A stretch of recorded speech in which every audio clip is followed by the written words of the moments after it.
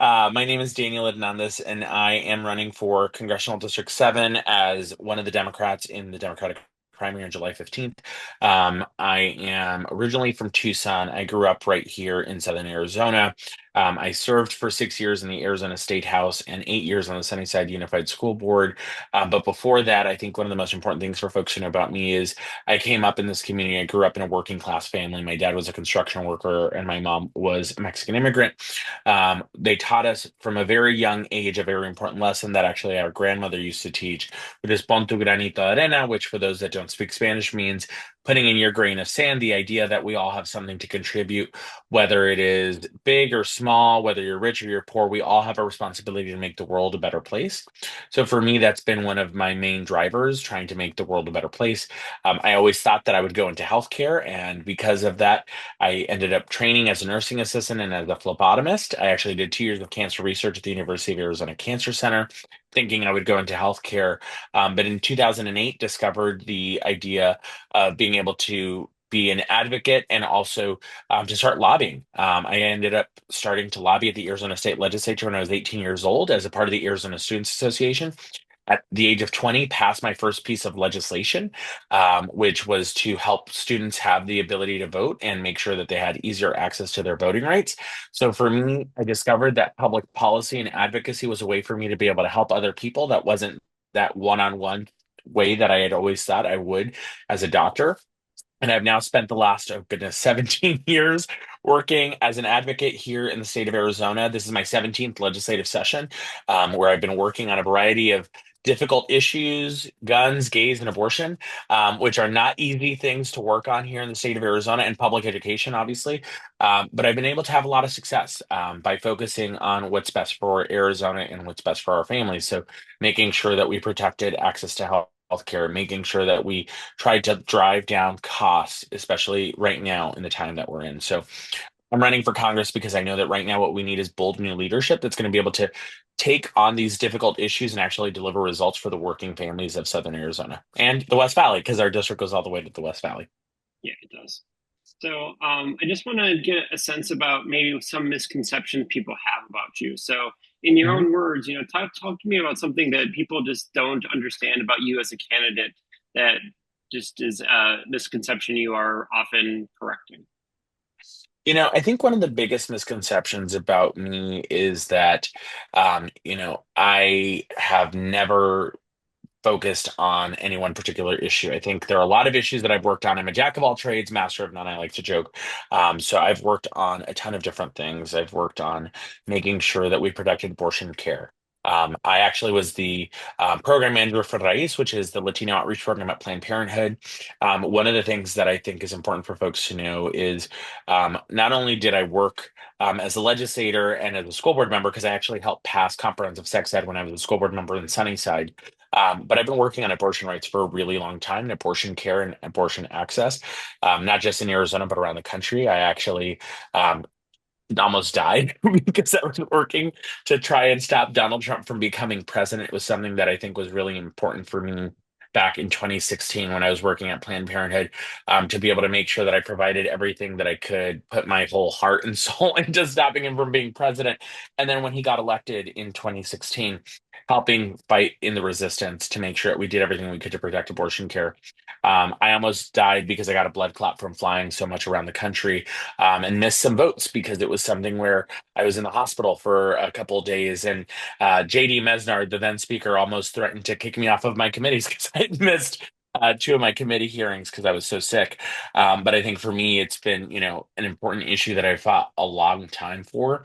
Also, obviously, after the Tucson shooting, I've spent a lot of time working on gun violence prevention. I was the state director for Everytown back when it was back before Everytown existed. It was Mayors Against Legal Guns. And I was a one-man operation. Originally, it was a team of seven, and then by the end of the first year, it was just down to me helping educate lawmakers, helping hold press conferences, helping enable other gun violence survivors on how to share their stories. So I think the biggest misconceptions about me are, what do you even work on? What have you done? And I think I have a long track record of working on really important issues that are core to Democrats: gun violence prevention, protecting abortion care. And I think lastly, my work that I've done on education, fighting against the expansion of vouchers as a legislator, but even before that, as a school board member, trying to protect kids and give them the best opportunity so they could have a better opportunity for an education than I had when I was growing up. Because I think I had a lot of great teachers and I had a lot of great staff, but I didn't always have the support that I needed from administrators or particularly the school board. And that's why I ran for the school board in Sunnyside at 21 to make sure we would change things for the better in the community that I grew up in and lived it up until very recently. I moved out of Sunnyside, so I'm sad to no longer be a Sunnyside voter. I'm now in TUSD, but obviously dedicated a lot of my time, energy, and effort to try and make sure we're cleaning up a lot of the corruption and nepotism that exists in that district, which led to, dueling recalls where they tried to recall me and that failed. So I turned around and worked with a small group of community members to make sure we got the best outcomes for students in Sunnyside. We've touched on reproductive rights. We now live in a generation where young women have less rights than their parents did when they were the same age. So, talk to me a little bit about what your strategies are if elected in going into Congress, how we fight that in the short term when Democrats are in the minority and in the long Yeah, I think the first thing is we need to make sure that we acknowledge that we have less rights now than we did, not just on abortion, but on a variety of other issues. And I think right now we're in a really important moment in time where I think the old idea that Democrats had that the courts will save us is no longer the reality, particularly with the Supreme Court that we have. So I think we have to do something that's a lot more active and we have to be a lot more forceful. Right now, we're in the minority. So it's going to be playing a lot of defense, but I think there's a really good shot that Democrats take the House in 2026. And I think once we have power, we need to stop being complacent. I think this is one of the biggest failings of the Democratic Party in the last 50 years, that in spite of us knowing that at any moment a Supreme Court could come in and alter the Roe v. Wade decision, we did nothing to codify Roe. I think that was a major mistake and a huge problem for the Democrats that we didn't actually do more to protect people's rights when we had the opportunity to do so. We have had trifectas multiple times since Roe v. Wade became the law of the land through the Supreme Court decision, and yet we didn't codify Roe. So I think that's one of the biggest things. The other thing that we need to do is repealing the Hyde Amendment. I think the Hyde Amendment is something that disproportionately impacts and hurts poor women who don't have the resources. So, for those that don't know, the Hyde Amendment basically says that you can't use any federal dollars to pay for abortion care. I think any kind of healthcare being limited just because of somebody else's ideology is a huge problem, and it's a huge moral failing. That we're letting folks decide what they think is allowable as a healthcare expense. So I think one, we need to do what we can to, when we have the power, we use it to make sure we protect rights and codify them, as opposed to just letting the courts decide and letting the courts kind of be the be all end all. The courts are not going to save us. We need to be more active participants in saving ourselves. So codifying Roe, making sure that we do what we did here in Arizona, which is passing that amendment to our state constitution to protect abortion rights here in the state of Arizona. But we're seeing right now that in Congress, just because we've protected in a handful of states, that there are a lot of movement to try and even further restrict at the federal level. So I think the other thing is we need to protect access to medical abortion, particularly things like mifepristone, which is one of the safest forms of abortion. I think there's a lot of responsibility that Democrats have to do to make sure that we are educating people about the reality and the facts about abortion care. I tell you from having worked with Planned Parenthood, there's a lot of misconceptions, and there's this, I think, false debate that a lot of time happens when we're talking about abortion care, where people talk about late-term abortions and they try and use scare tactics when the reality is abortions are safe, they're effective, and they're also really important for people to be able to have a full range of healthcare options. So let's just go back 10 years ago. Were there discussions about codifying Roe before it became endangered in your You know, circles? I mean, I was also working at Planned Parenthood 10 years ago, so it was in all of my circle. Yeah. But when I got to the legislature, I think a lot of times, and I'll be honest, I had a lot of debates and a lot of fights with my own colleagues where I would say, this is not enough. And they said, well, Daniel, the bill's never going to go anywhere. So why would we? And there'd be times where I would tell my colleagues, just because we can't get it done now doesn't mean that we can't stake our ground and make sure that we draw our line in the sand to make it clear to people where we are. Because I think that's one of the other problems that Democrats have, is we are a lot less risk averse than we should be. I think a lot of times there are things that we support quietly, that we support privately, that the reality is the vast majority of Americans would be with us. We just need to make sure that people know what we're fighting for and what we're fighting against. Because I think a lot of time and attention is devoted on here's what we're fighting against. But then when you're asking people what you're fighting for, it's hard for Democrats to really articulate that. So I think there's a huge problem. So I think we should have done more when we had the power. Obviously, at the state level, we haven't had the majority since the 60s at the state legislature, but Congress certainly should have done something about this. They should have done something about the Hyde Amendment. And I think it's a failing of the Democratic Party to have not done this to enshrine abortion care and abortion rights and access to health care, because I think that's what it fundamentally comes down to.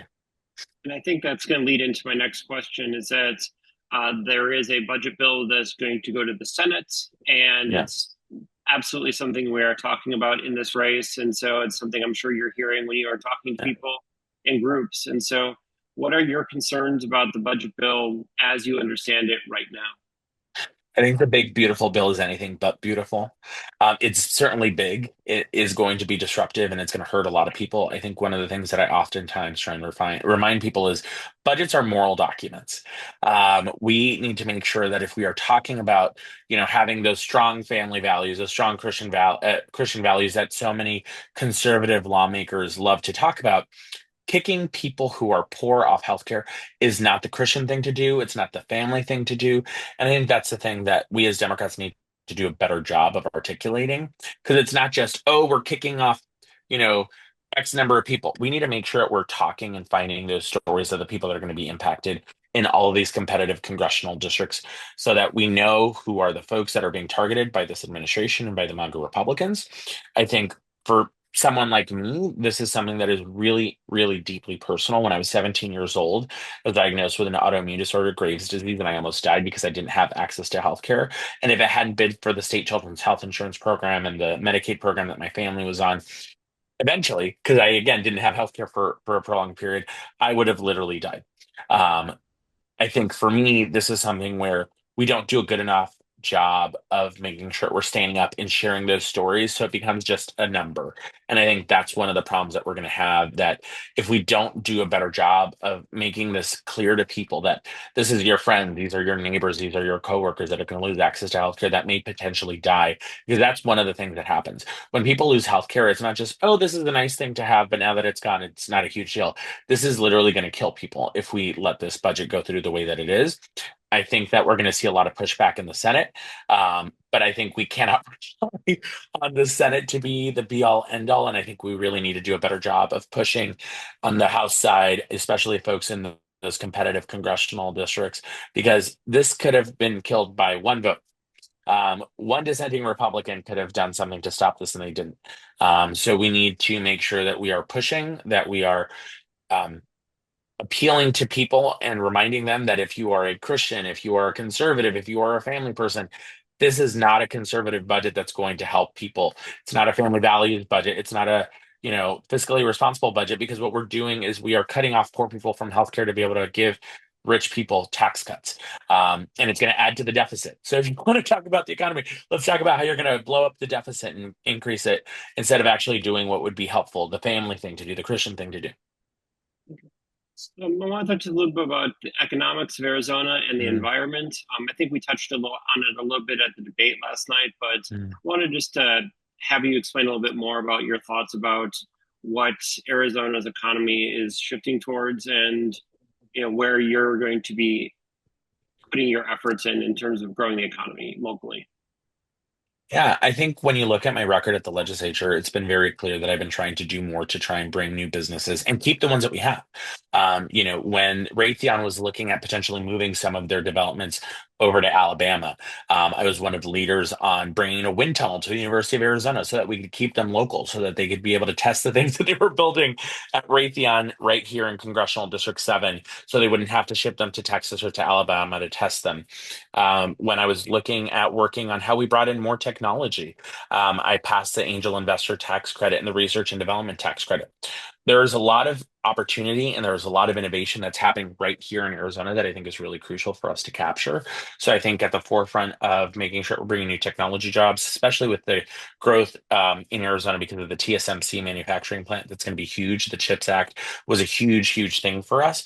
But I think we also have to remember that right now people are hurting. Cost of living is the number one thing I'm hearing about. Every time I knock on a door, every time I call a voter, the first thing they say is, what are you guys going to do to make sure that you're protecting jobs and lowering cost of living? On lowering cost of living, I think it's important that we do more to create more affordable housing. That's why when I was in the legislature, I passed the affordable housing tax credit. But I think it's also important that, when we say that we support workers, we have to support the work that they do. And that's why I've been unequivocal about my support for making sure that we are creating more good union jobs. What we saw is right here in Southern Arizona, there was a PLA, project labor agreement signed between seven unions and one of the potential mining projects. We saw that there have been so many missed opportunities across Arizona where we've seen lawmakers and elected officials who have opposed projects that are going to create good union jobs that are going to provide health care, benefits, pensions, and also good wages for families. So I think right now, in the moment that we are in, it's important that we do not only everything to support the idea of labor and the idea of workers, but the actual work that they need to be able to provide for their families. My dad was a construction worker for 40 years. If he didn't have work, we didn't get fed. We didn't have the ability to pay our mortgage. And there was even a time in 2000 when we almost lost our home. No 10-year-old should ever have to worry about having their home foreclosed on. But I think that's the danger that we're in. We're in either a recession or about to be in a recession. So I think the last thing we need to be doing is closing opportunities for working families across not just Southern Arizona, but across the entire state. So I've spent the last 20 minutes asking you questions. So I want to take a moment and say, what haven't I asked? What isn't something that we haven't discussed yet that's really important about this race, or it's really important to you? I think one of the things that we didn't discuss today and also wasn't discussed last night at the debate was the importance of education. I served for 8 years on a school board. I served in the legislature. I was on the education committee. Public education is what gave me an opportunity. It's what gave me a shot to be where I am today. If it hadn't been for public schools, my sisters and I wouldn't be where we are. We, between the three of us, I think Alma has a master's in public health, a master's in legal studies, a JD, and a bachelor's master's in legal studies for Consuelo, a bachelor. So I think we have 8 degrees between the three of us. But I think for me, it's really important as a first generation Latino and college student to be able to acknowledge that public schools make a huge difference and they are the great equalizer. I think we need to do more to make sure that we're protecting and standing up against the Trump cuts, especially to the Department of Education. Sunnyside, where I spent 8 years as a school board member, is disproportionately going to be impacted, as is TUSD and so many districts across District 7 because they are Title I recipients. They are kids that are low income. They are first generation college kids if they get to go to college. But I think right now what we're seeing is that attack on public education, the privatization through the vouchers here at the state level are going to have a really detrimental effect. So I wish we had had longer conversations about policy. I think last night we had a lot of conversations about, politics, but we didn't talk about the policies that we're going to try and do to try and protect people. I think for me, it's important that we do everything we can to make sure we protect the Department of Education because it's a great equalizer for so many kids, especially those that are disabled, that are on IEPs, the kids that are low income. But I think we also need to talk about our records on education. I think for me, I spent 8 years on the Sunnyside board cleaning up corruption and nepotism. I'm sure you remember from your days at the newspaper covering some of the craziness in Sunnyside, and it wasn't easy, but it was the important and it was the right thing to do to hold people accountable, to make sure that we created the best working environment for the staff, but also the best learning environment for kids. And then when I got to the legislature, I passed $20 million to create the school safety fund after the Parkland shooting to make sure that we created an opportunity for schools to have access to counselors and social workers. And then also in my final year at the legislature, negotiated uh, one of the largest investments in K-12 funding that we've had in decades. In contrast to Adelita, who spent 20 years on the TUSD school board, closed half a dozen schools, fired hundreds of teachers, and I think that's the difference. That while I was making sure that we were protecting kids, making sure that we were creating more opportunity, my opponent was silencing critics when they showed up to board meetings to ask why their schools were being targeted or why their positions were being eliminated. So I wish we'd had a longer conversation about our records on education because I think this is an issue that is going to be really impactful to the families here in District 7.